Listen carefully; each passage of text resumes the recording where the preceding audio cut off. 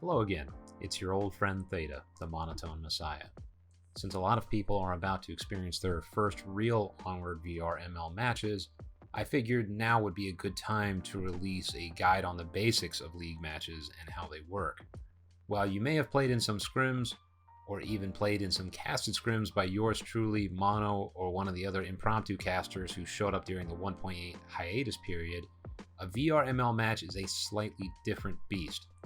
Before I begin, if you aren't sure what the VRML is or haven't joined yet, you should watch one of my other videos that walk you through the process of becoming a League player. I'll include a link in the description for your convenience. First of all, we need to break down what a match is. In the VR Master League, an Onward match is played between two teams of 5 players over 3 maps. The default play mode is uplink, although escort is allowed if both teams agree to it ahead of time. I will say I've never seen that happen, but it's in the rules as of the making of this video. While this might seem simple, there is some nuance here because there are in fact 2 different types of matches you can play in. The first type is your weekly scheduled match. This is what the VRML auto-generates based on your current ranking, and it will always result in your playing someone within your MMR range. If you aren't aware, MMR is matchmaking rank, a formula that assigns a number to your competitive record. This ensures that situations like the last place team facing the first place team don't happen. MMR is zero-sum, which means that the winner takes MMR from the loser. If you beat someone, you take points off of them, and vice versa. It's also worth pointing out that it is based on your overall score, so every map counts. This is why you will always play 3 maps, even if you lost the first 2 and have officially lost the overall match. No matter what happens, you should always be playing every map like it matters because it does impact your MMR. Even if you won the first 2 maps, you should press on and win the third as decisively as you can in order to maximize MMR. The second type of match you can engage in is what's called a challenge match. Challenge matches can be scheduled anytime during a week, and every team has 1 challenge available per week. Sometimes a team isn't auto-assigned a match, in which case they'll just be given 2 challenge matches for that week. You might be asking yourself why the challenge match exists in the first place. The answer is pretty simple: so you can get more MMR. If you win both your regularly scheduled match and a challenge, you get a double dose of MMR, which in turn can propel you up the ranks even faster. This can backfire, however. If you take on a challenge match and lose, you lose MMR just like you would in a regular match. Losing both a regular match and a challenge match can therefore hurt your chances of moving up the ranks, so you do need to be careful about who you pick for your challenge matches.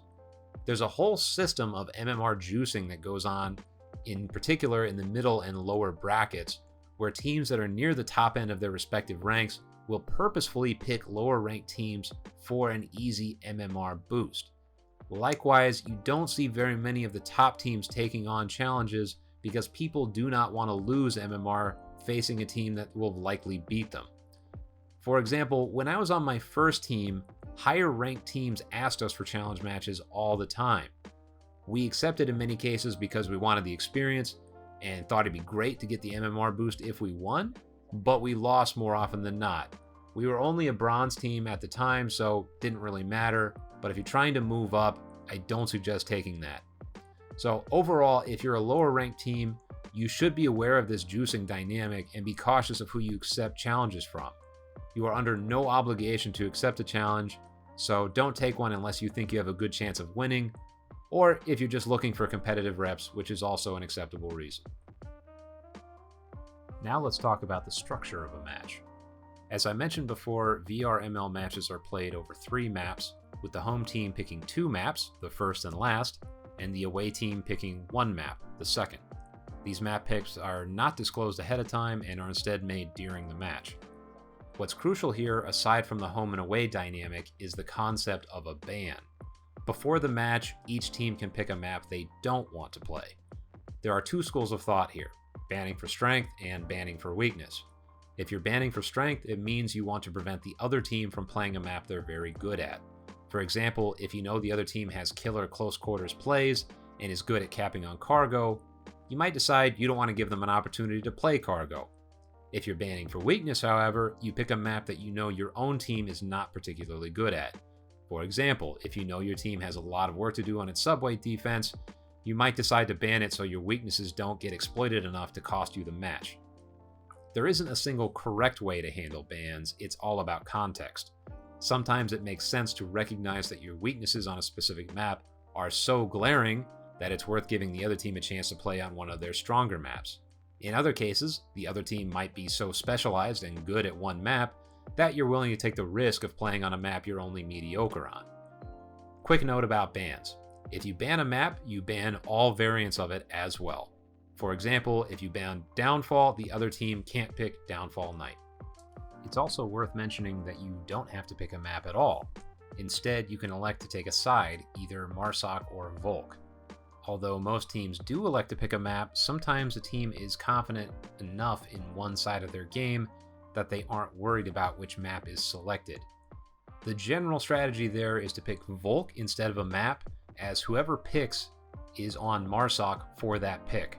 So for example, if you're home and you pick the first map, which you should, then you will end up on Marsoc. And same thing for the away team. When they get their one pick during the game, the second pick, they will be on Marsoc. You could technically pick Marsoc instead of a map, but you'd be shooting yourself in the foot since you'd be giving up both the choice of terrain you're playing on and the defensive advantage.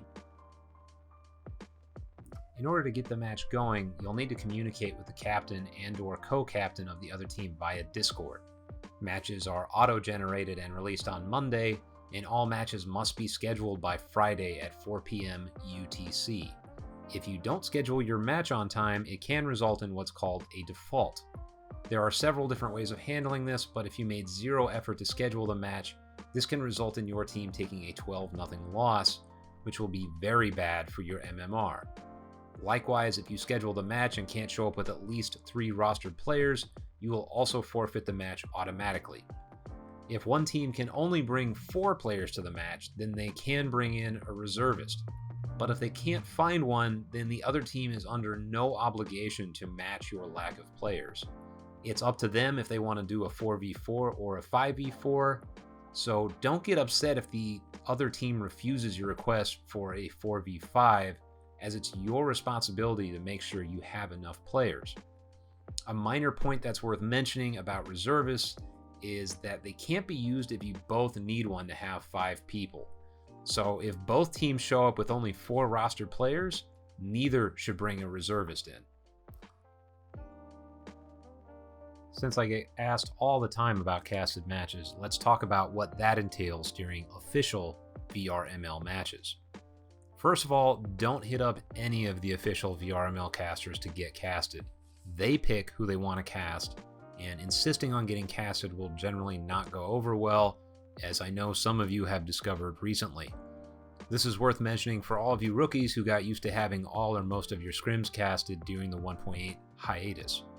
During the regular season, most matches don't get casted, and those that do are between top teams most of the time. As you move up the ranks, you will get casted more often. If you want footage of the game when you're not being casted, I recommend recording your POV so you have something to review after the match ends. Secondly, if you're going to get casted, then you need to make sure you create a lobby with an observer slot. This is an option that you select when you're making the lobby, and it allows casters to view your match from the bird's eye view of the casting interface. Do not start the match until you get the signal from whoever is casting you.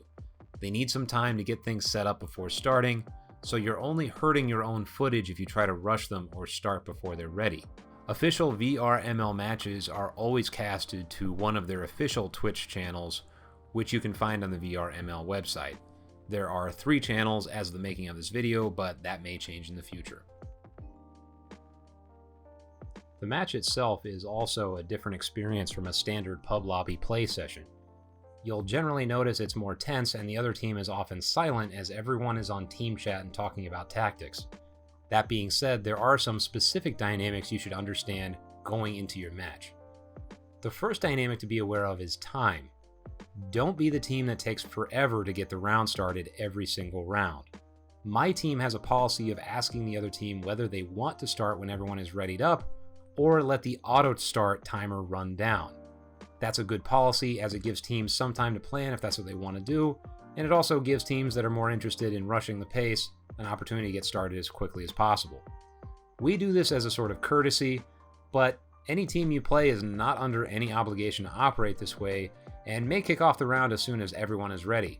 Some teams will even ratchet up the pace as a way to tilt you between rounds, so be prepared for that possibility. Keep in mind as well that you have 20 minutes to start from the scheduled start time. If your team isn't ready within that 20 minutes, you need to either play under whatever conditions you're stuck with or forfeit the first map altogether. If another 20 minutes goes by, it's considered a default loss for the offending team. If something happens in the tent that requires more time, like a player losing power or having a more serious technical difficulty, your team has 2 timeouts every match. The first is for 15 minutes, and the second is for 10 minutes. You can't use these timeouts back to back, as at least one round must be played between timeouts. If you still don't want to play for whatever reason after both timeouts have been used, the match may be considered a forfeit.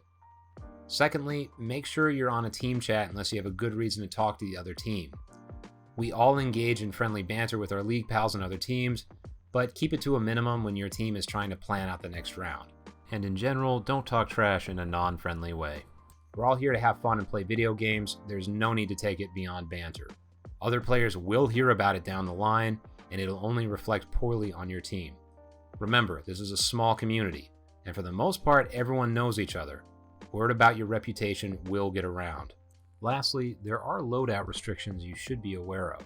Since these shift around a bit from season to season, I'm going to refer you to the rules page instead of laying them all out here.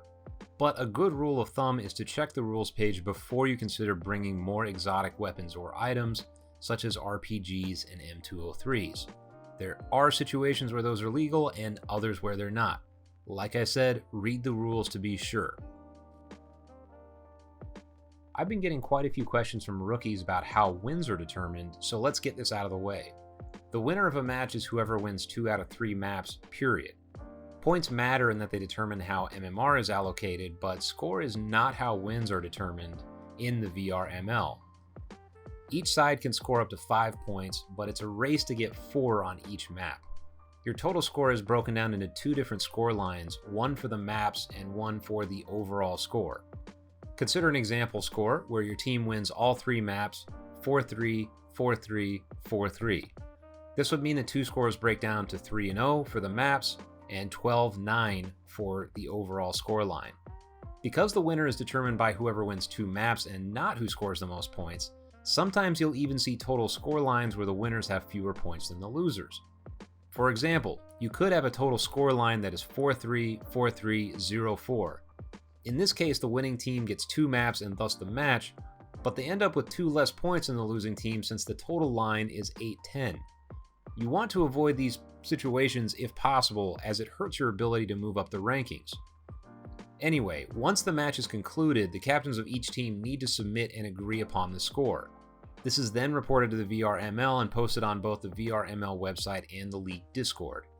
If there is a disagreement about the outcome of the match, or you want to report any kind of suspected cheating, exploit use, etc., then contact a league moderator to get it sorted out. These people are here to help you and act as mediators when there's any kind of dispute amongst teams, so don't be shy about asking for help if you aren't sure what to do. That should cover just about everything you need to know when it comes to the basics of league matches. My goal here was to make a video that can be used from season to season, so as I alluded to before, I didn't go into the weeds on several subjects. This was intentional, and I encourage you to read the rules after watching this video to ensure you get the full picture before you go into a match. Anyway, that's all I've got for today. This is your old friend Theta, aka the Monotone Messiah, signing off.